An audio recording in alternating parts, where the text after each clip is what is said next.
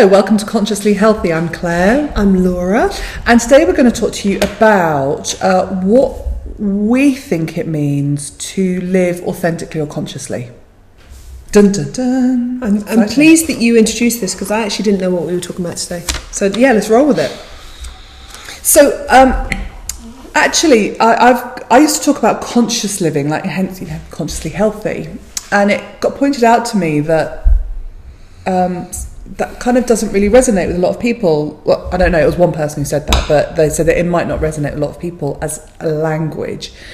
And it's so not understood, is that what you mean? Yeah, that's what I mean. And so he asked me, well, what do you mean by that? And I said, well, it's about being really authentic all the time. He said, well, what do you mean by that? And I said, well, it's about being honest. And he said, again, what do you mean? You know, are you going to turn around to that woman and say, your bum looks really big in that bikini?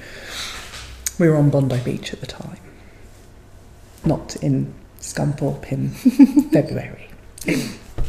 And I said, well, no, because A, she's not asked my opinion, B, that would be really judgmental, and no, just no. So he said, well, what does that mean? And I said, well, from my perspective, it actually got summed up really well on Facebook a little while ago by a man called Brian Brian Reeves, Brian with a Y. And he's sort of talking quite a lot about being a conscious man and all this kind of stuff. And he talked about authentic living for him is any time he feels that he has like a knot or a sinking or a tension in his body, like, oh, I've got to go and do this job, but he kind of feels this constriction, then he's not living authentically. It's not coming from a place of expanded bliss.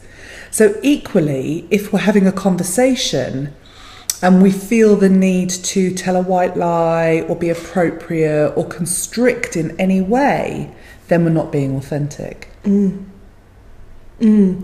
I think the interesting thing for me around authentic living is that my previous behaviour was always to lie to myself. I was always in a kind of a naive, not delusional, but a little bit sort of unawareness of what actually was going on in my life, and everything's fine. And so authentic living for me has been a pathway. It's not been a pathway that's done that. It's been a pathway that's done that, where I've gone at every moment having to touch in and listen to what is going on for me, rationally as well as emotionally, understanding it and being able to communicate it. Yeah, absolutely. In the best way I know how, which usually comes out like blah. Yeah. But then also, because it's everything, isn't it? It comes down to food choices. It comes down to, I mean, just everything, absolutely everything. Food choices, friendships, work that we take on, films that we see, absolutely everything starts to become about this process of checking in with ourselves and finding out what really is true for us. Because it's so easy just to go, oh, yeah, I'd love to do that. Yeah. Absolutely. And what's the motivation for doing things? So like you say, the food that we eat and the films that we watch, what am I getting from this? Is it sort of playing into a behaviour or a trigger or a way of life that's not serving me, or is it something that's actually really nourishing me? And when we can ask those really difficult questions, which is for me what authentic living is all about, asking the really difficult questions and sitting in the ick of it, of, oh my God, I'm doing this because it is feeding this really grubby part of myself that I don't want to look at. Yeah, and then also in terms of having authentic relationships, actually having relationships where it is a forum to be able to bring the icky stuff. So we've now, our network of friends, and actually even the people that we work with, are now people who live authentically, aren't they? We enjoy being around people where it's not just, oh yeah, let's all have a drink and let's just pretend everything's amazing. Like, I would much rather be sat down and see a friend and go, how you doing? And I have to go, I'm rubbish. I'm really, really rubbish. And, just broken up with my boyfriend, or this is happening, and I go, brilliant, let's talk about it. As opposed to, no, I'm fine, let's have some fun. Really? Because you don't look fine. You look like you're in pain. So do you want to talk about that? And it doesn't feel for me like being in work or a therapist, because I then have the space to do that too. And actually having the opportunity to be in a friendship or a relationship, I have this with my husband, where actually just at all times saying something and actually having our authenticity challenged. So it's tough, isn't it? Yeah, it is. But very rewarding as well. I find authentic living really messy. Yeah. I think that's one of the things that I wanted to bring, is that there is no, so now we're evolved, enlightened beings and we live this authentic, marvellous life and everything's wonderful.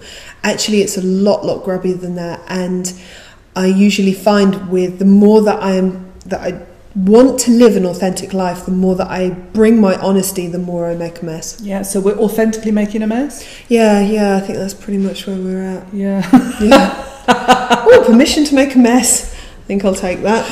But it's so rewarding, because we were talking about this, that actually that our transactions tend to be so much more honest. So actually, it's real, isn't it? So real. So actually, when somebody in an authentic friendship goes, "Oh my God, that colour looks amazing on you. Oh, thanks." It's not just "Oh, you look really nice today." It's like it feels different, because there's this validity, this honesty behind it. It creates deeper connection with the relationships that we have, because there is a willingness to go through the grubby, real, this is painful, this is what's happening, and this is the honesty of the situation, as well as the light, fluffy, this is fun, and so it can be really messy. And so my guide really has become about this feeling tension and knotting, feeling a bit, "Oh God, I don't know what to say here, I don't know how to be here, I don't know what to do here, or I don't really want to do this." Like any kind of constriction or knotting, that's usually for me the alarm bell that there's a chance that I'm not going to be authentic. There's a chance that I can actually go down a pathway which is